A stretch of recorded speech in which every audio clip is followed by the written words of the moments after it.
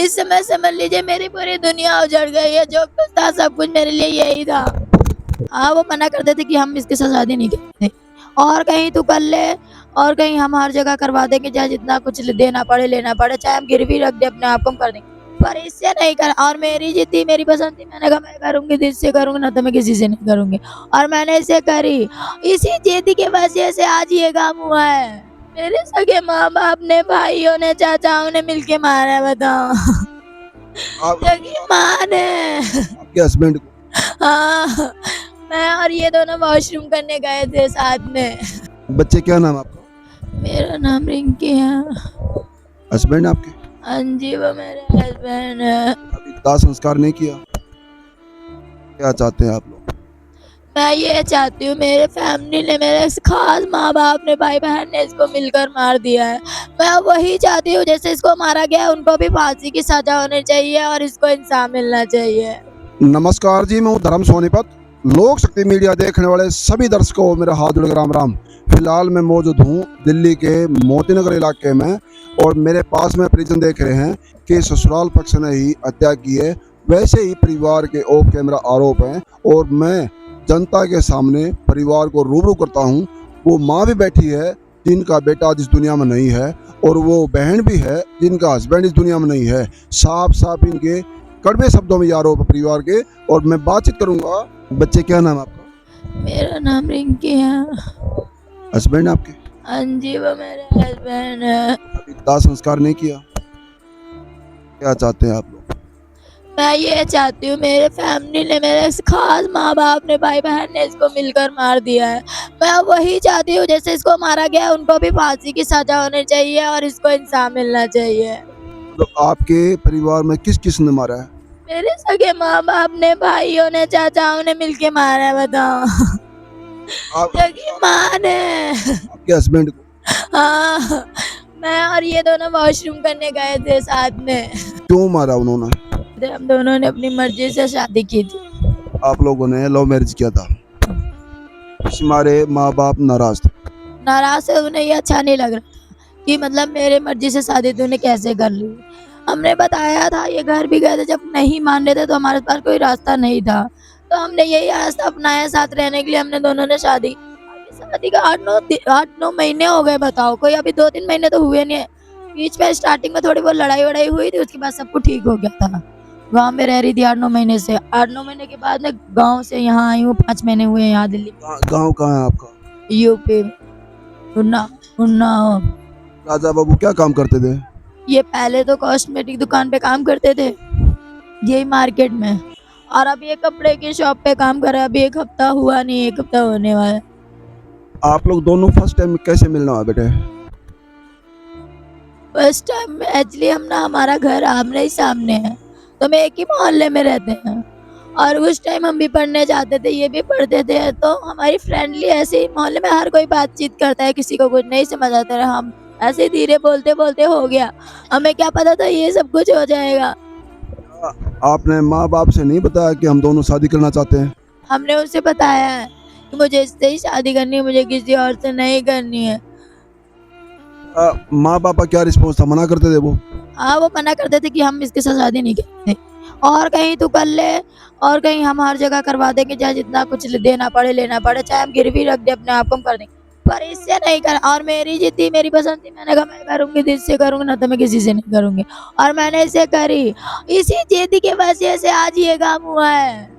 और कौन था बच्चे साथ में राजा बाबू के जब ये कर्म हुआ? मैंने नहीं देखा, क्योंकि मुझे तो वहां से भगा दिया था, बोल दिया कि तुम घर जाओ, मैं अभी आ रहा। किस चीज से वार किया इनके ऊपर? देखने में सुनने मारा, चाकू से मारा है इनको, 2-3 बार चाकू से मारा है। इनके अंदर जानवर कुछ नहीं, चाकू घूसा मुंह, मतलब पहले तो ऐसे ही मारा है पत्थर वत्थर से। नहीं यकीन, आप चेहरा खोल के देख सकते हैं मेरा। इस समय समझ लीजिए मेरी पूरी दुनिया उजड़ गई है। जो कुछ था सब कुछ मेरे लिए यही था। कई घंटे हो गए बच्चे यहाँ बैठे हुए शव को लेके? कल से बैठी हूँ मैं यहाँ, पड़क रही हूँ, तड़प रही हूँ, ना पुलिस मदद करती है ना हॉस्पिटल में मदद की। इतनी जल्दी ये चला नहीं जाता, क्योंकि मोहल्ले में किसी ने मदद नहीं की जहाँ पे वो तड़प रहा था, कोई भी। ये देख यहाँ पे कैसे मजमा देख रहे, ऐसी रोड पे मजमा देख रहे थे, कोई उठाकर हॉस्पिटल तक नहीं ले गया, ना रिक्शे में बिठाया कि ले जहाँ कि इसकी जान बच जाए। बजेगा वाक़ा ये कल का? यही 9:30-10 बजे की बात है। कार्रवाई क्या हुई है? कोई आरोपी गिरफ्तार हुआ है कोई? गिरफ्तार हुआ है, एक मेरा चाचा हुआ है, एक छोटा भाई हुआ है और 2 मामा हुए हैं। सुनने में आ रहा है माँ बाप को भी पकड़ लिया है, कह रहे हैं, पर मैं चाहती हूँ पकड़ लिया, मैं अपने आंखों से देखना चाहती हूँ, जो मेरे दिल में है वो मैं कहना चाहती हूँ और अपने आंखों के सामने उनका मरता हुआ देखना चाहती हूँ। मेरी यही ख्वाहिश है और मेरे पति को इंसाफ मिलना चाहिए। कितने आदमी थे वो लगभग अंदाजा आपका? आज 4 लोग तो मेरे घर के ही थे और मेरे जो नानी वगैरह हैं, मामा है, वो ही 10-12 लोग तो वही थे। किसी ने देखा भी कितने लोग थे वो? 10-12 लोग है, बता तो रहे हैं। जहाँ पे वारदात हुई वहाँ कैमरा कुमरा भी होगा? कैमरा वैमरा है वहाँ पर। पहले वार्निंग भी दी किसी ने कि हम चोट पहुँचा देंगे, ऐसे कर देंगे? अगर ऐसी वार्निंग दी होती, कुछ भी इशारा होता या कुछ आइडिया होता, तो मैं यहाँ लेकर क्यों रहती? इसको लेकर कहीं दूर जा सकती थी या अलर्ट हो जाता इंसान, या एफआईआर लिखाते, कुछ भी लिखाते जिससे कि इनको पकड़वाया जा सकता था। ऐसा कुछ था नहीं, कल ये आए हैं काम पर से। क्या माँ बाप है जो चाहते हैं बच्चे का रिश्ता अपनी मर्जी से वो करें या लव मैरिज जैसे आपने बताया वैसे करें? आपके जो छोटे बहन भाई जो शादी लायक हो रहे हैं उनको क्या शिक्षा देंगे कि माँ बाप जो लड़का देखे वहाँ शादी करें या मर्जी से करें? आज इस पीढ़ा को लिए क्या बताएंगे? तो सर ये है, 18 साल के बाद हर लड़के या लड़की का कानून होता है कि वो अपने मन चाहे से शादी कर सकता है, अपनी मर्जी से किसी भी लड़की या लड़के के मनपसंद से शादी कर सकते हैं, किसी का दबाव नहीं होता। उनको अपना हक है, अपने मनपसंद जीवन साथी चुनने का हक होता है, हर किसी को होता है। मैं तो यही चाहूंगी, कोई किसी को पसंद करता है, उसको अच्छे से जानता है, उसके साथ रहना चाहते हैं, तो वो लव मैरिज ही करें। और अरेंज मैरिज में कुछ नहीं रखा, क्योंकि अनजान व्यक्ति के साथ शादी होती है, ना उसके घर के बारे में पता होता है, ना उसके फैमिली में। अब हम लव मैरिज करते हैं, उसके साथ सब कुछ हमें पता होता है, कौन कैसा है कैसा नहीं है, कितने टाइम से हम साथ है, सारी बातें पता होती हैं। और ये बहुत अच्छा लड़का था सर, मुझे हर एक छोटी छोटी चीज का ध्यान रखता था।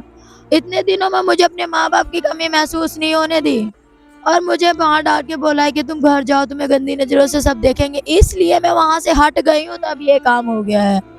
बाजार में अकेला घर पा रहा था ये वॉशरूम से अकेले घर आ रहा था। वॉशरूम कितना दूर है घर से? ये रहा 5 मिनट पीछे ही तो है। हाँ। और यहाँ पे एक्चुअली सबके छोटे छोटे घर बने, तो किसी के घर में वॉशरूम नहीं बना है, और यहाँ पे बना हुआ है ग्राउंड के बाहर ही, तो सब बाहर ही करने, हाँ बाहर गए हुए थे करने के लिए। मैं भी गई थी साथ, और मैं करके आए तो बोले कि तुम यहाँ खड़ी मत हो, तुम घर चलो, जब तक सबको मतलब माता पिता को खाना दो, मैं आता हूँ। तो मैंने कहा रोज आ जाते हैं, 10-5 मिनट में तो आ ही जाएंगे।